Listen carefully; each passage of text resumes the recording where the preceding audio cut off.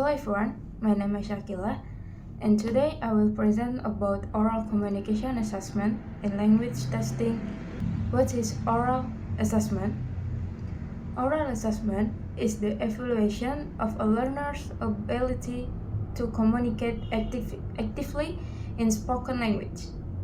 In simple terms, it means we test now will students can speak and express themselves in the target language. This assessment is crucial because speaking is one of the most important skills for real-world communication. Now, purpose. Why do we conduct oral assessment? This has four main purposes. First, diagnostic purpose. This is to identify students' strengths and weaknesses for placement. We use this when new students join a program. Second, achievement purpose. This measures progress in learning goals. We use this to see if students have reached the objective of a course. Third, proficiency purpose. This determines overall speaking level. Tests like ELTS and TOEFL use this to certify language ability. Fourth, formative purpose. This provides ongoing feedback for improvement. This helps students develop their skills continuously during the learner's process.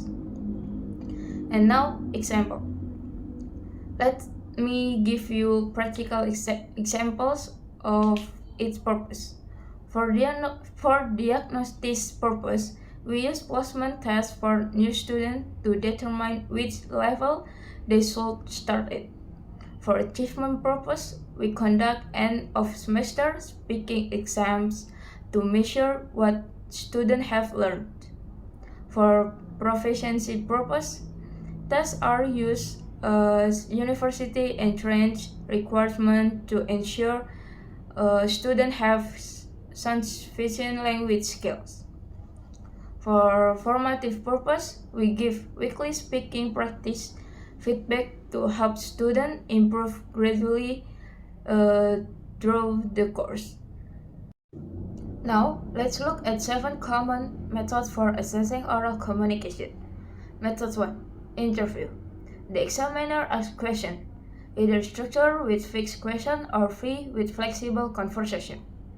Method 2. Oral presentation. Students deliver a prepared speech on a given topic. Method 3. Role play. Students act out real-life scenario like ordering food or making a reservation. Method 4. Picture description.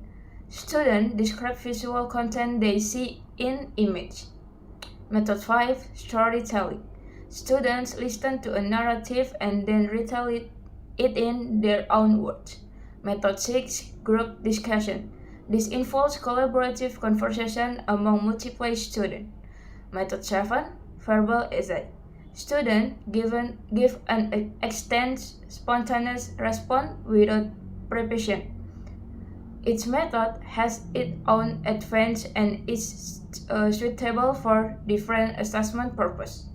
Evaluation criteria. How do we evaluate oral performance? We use 5 key criteria. First, fluency. We evaluate speech rate, pauses, and smoothness. Is the student speaking naturally without too many hesitation? Second, accuracy. We check grammar, vocabulary, and sentence structure. Third, pronunciation. We assess clear sound, stress, and intonation. Fourth, text complication. We verify that students answer fully and stay on topic. Fifth, interaction. We evaluate turn-taking and appreciate response. Using these 5 criteria ensures we assess speaking skill comprehensively and fairly. Practical example. Let me show you a practical example of a free interview assessment. The interview has 3 phases. First, warm-up phase, lasting about 1 minute. We start with simple questions like, good morning, how are you? And tell me about yourself. Practical example. Let me show you a practical example of a free interview assessment. The interview has 3 phases. First, warm up phase, lasting about 1 minute. We start like a simple question like good morning, how are you? Tell me about yourself. This helps the student relax. Second, main question phase, about 4 minutes. We ask student questions like what do you do in your free time? Describe your favorite hobby and why you enjoy it. And tell me about a memorable experience. This question allows students to demonstrate their speaking ability. Third, follow-up phase, about 1 minute. We ask deeper questions like, would you recommend this to others? Why? This tests their ability to elaborate and thinking critically. This format creates a natural conversation with thoroughly assessing speaking skills. Conclusion. Let me conclude with the key takeaways. First, oral assessments measure real communication ability, not just grammar knowledge. Second, multiple methods are available, and we should choose based on our assessment purpose. Third, we must use clear criteria: fluency, accuracy, pronunciation, coherence, and interaction. Fourth, it's important to create a supportive environment to reduce student anxiety. Finally, fair assessment helps students grow and improve their language skills.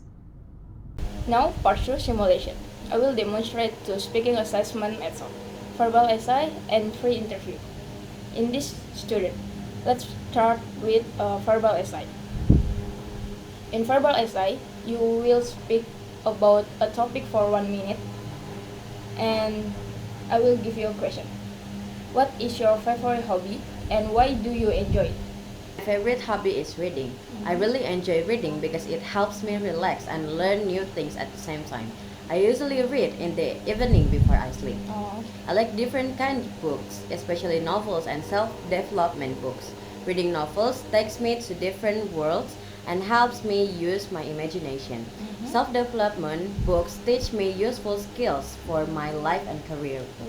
Reading also improves my vocabulary and knowledge when I read English books. My English gets better naturally. I can spend an hour reading without getting bored. That's why reading is my favorite hobby. It's relaxing, educational, and fun. Okay, good. I assert fluent, smooth speech, organizing, clear structure, vocabulary, appropriate word, grammar, accurate text completion, and fully answer. Thank you. Now, free interview. Let's have a conversation. First, introduce yourself. My name is Siti Aziza and I'm from Jakarta, studying in English. How do you feel today? I'm good, a bit nervous, but I'm okay. Perfect. Let's begin. Tell me about your daily routine.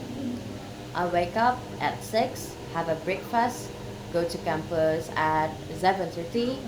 Classes are from 8 to 2 p.m. After that, I usually study or hang out with my friends. I get home around 5, have a dinner, then do homework. Okay, busy schedule. What do you do in your free time? I like watching movies and listening to music. Sometimes I go to cafe, with friends or exercise at the gym. Oh, nice. If you could travel anywhere, where would you go? I would go to Korea because I love Korean cultures Oh. like food and K-pop. I want to visit Seoul and try real Korean barbecue. Also, I want to see the cherry blossoms and visit historical places like palaces. Oh, yeah. Sound exciting. Are you learning Korean? Just a little bit. I know basic phrases like annyeong and 감사합니다. Oh. I watch K-dramas without subtitles sometimes to practice. Okay. What's the more important skill for a student to learn? I think critical thinking is most important. Mhm. We need to analyze information, not just memorize. Also, communication skills because we work in teams and need to express our ideas clearly. These skills help us in both studies and future careers. Okay. Excellent answer. What are your plans after graduation? I want to work in an international company using my English skills, maybe in tourism or educational things, and later I hope to study abroad for a master's degree. Wow. Thank you for your answer. Thank you. And thank you